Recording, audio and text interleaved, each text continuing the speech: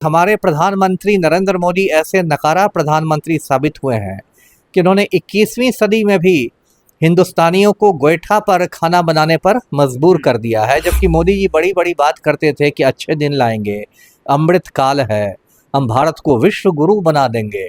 और विश्व गुरु की हालत देखिए कि भारत गोईठा पर आ गया है ना। और कितनी बातें उन्होंने की थी कि अच्छे दिन आ जाएंगे, $5 ट्रिलियन की अर्थव्यवस्था हो जाएगी और ये हो जाएगा, वो हो जाएगा। और क्या देखिए स्थिति है।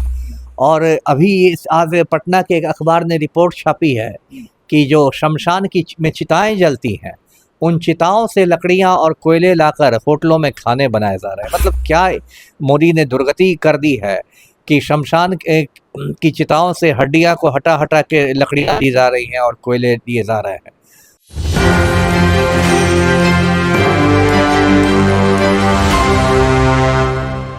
नमस्कार, आप देख रहे हैं एक न्यूज 24। मैं बनीश आपके साथ। हम आपको बताते चले कि देश में हो रही गैस को किल्लत को लेकर के पूरे देश में की जनता लाइनों में लग चुकी है। हमारे बिहार की जनता लाइनों में लग चुकी है, लेकिन बिहार सरकार और केंद्र सरकार कह रही है कि गैस की कोई किल्लत नहीं है। इसको लेकर के हम आज बातचीत करने के लिए आए हुए हैं पूर्व IPS अमिताभ दास जी के सर के पास।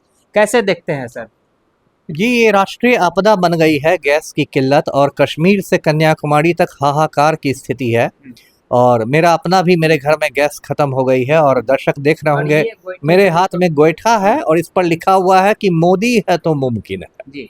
क्योंकि हमारे प्रधानमंत्री नरेंद्र मोदी ऐसे नकारा प्रधानमंत्री साबित हुए हैं कि उन्होंने 21वीं सदी में भी हिंदुस्तानियों को गोईठा पर खाना बनाने पर मजबूर कर दिया है। जबकि मोदी जी बड़ी बड़ी बात करते थे कि अच्छे दिन लाएंगे, अमृत काल है, हम भारत को विश्व गुरु बना देंगे।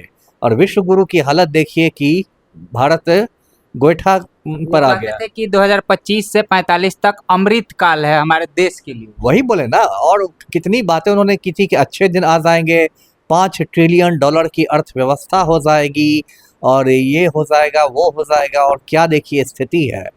और अभी आज पटना के एक अखबार ने रिपोर्ट छापी है कि जो शमशान की में चिताएं जलती हैं, उन चिताओं से लकड़ियां और कोयले लाकर होटलों में खाने बनाए जा रहे हैं। मतलब क्या मोदी ने दुर्गति कर दी है कि शमशान की चिताओं से हड्डियां को हटा हटा के लकड़ियां दी जा रही हैं और कोयले दिए जा रहे हैं।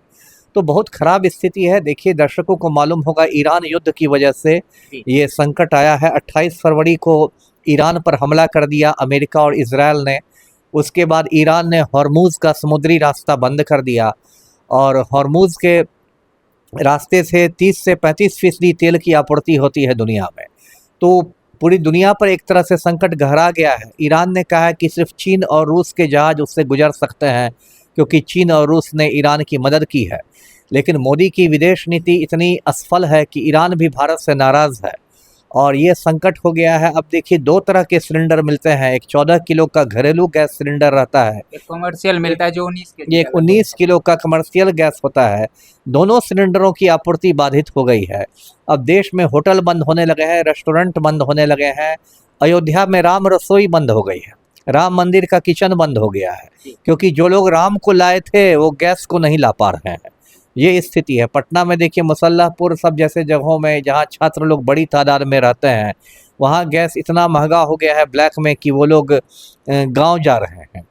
तो एक मतलब राष्ट्रीय आपदा वाली स्थिति है। और मुझे लगता है कि मोदी जी एक मनहूस प्रधानमंत्री साबित हुए हैं इस देश के लिए। जब से ये PM बने हैं, हिंदुस्तानी लोग लाइन में ही लगे हुए हैं। कभी नोटबंदी हुई तो उसमें पूरा हिंदुस्तान लाइन में लगा हुआ। फिर कोरोना महामारी हुई तो gas cylinder, oxygen gas cylinder के लिए लोग लाइन में थे। फिर अभी गैस सिलेंडर के लिए लोग लाइन में लगे हैं।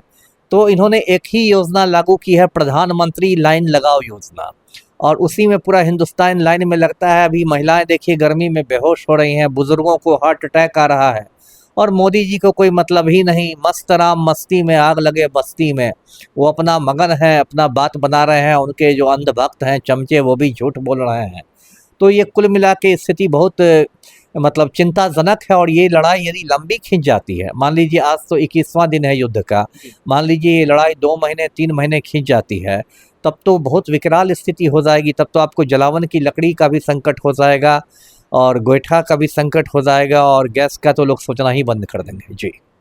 सर प्रधानमंत्री जी एक योजना लाए थे उज्ज्वला योजना कि हम महिलाओं को बहुत सुविधा देंगे। महिलाओं को जो धुआं से खाना बनाना पड़ता था, जलावन से, गोईठा से, तो धुआं से आँख खराब होती थी, उनका चेहरे को नुकसान होता था। इसको लेकर के उन्होंने उज्ज्वला योजना लाए थे, लेकिन अब ये तो फेल होते हुए नजर आ रही है। बिल्कुल फेल होगी ना। अब मान लीजिए प्रधानमंत्री ने उज्ज्वला योजना के समय कहा था कि हमारी माताओं और बहनों की आंखों में धुआं लगता है, उनकी आंखें खराब होती है, उनके फेफड़े में धुआं भर जाता है, उनके फेफड़े खराब हो जाते हैं, तो हम लोग उज्ज्वला योजना में सस्ती दर पर सिलेंडर देंगे।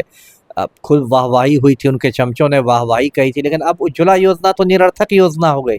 जब आपके पास गैस है ही नहीं, सिलेंडर है ही नहीं, तब आप क्या उस उज्ज्वला योजना का अचार डालेंगी औरतें? तो वही स्थिति अभी देखिए, स्मृति ईरानी भी नहीं दिखाई दे रही है। डॉक्टर मनमोहन सिंह जब पीएम थे, उस समय सिलेंडर 600 रुपया में मिलता था, तो स्मृति ईरानी सड़क पर आ जाती थी सिलेंडर लेके।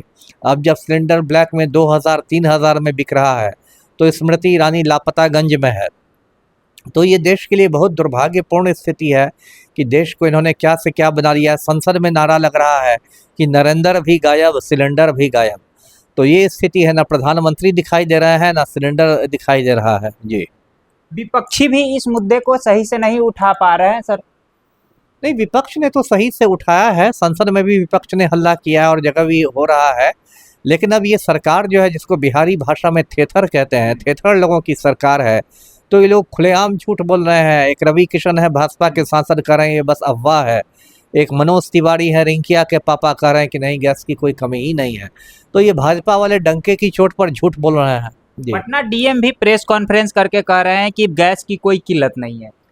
अब पटना डीएम तो वही बोलेंगे ना जो सीएम हाउस से फतवा जारी होगा, है ना। सीएम हाउस से फतवा जारी हो गया है, तो डीएम साहब झूठ बोल रहे हैं, दिन दहाड़े झूठ बोल रहे हैं।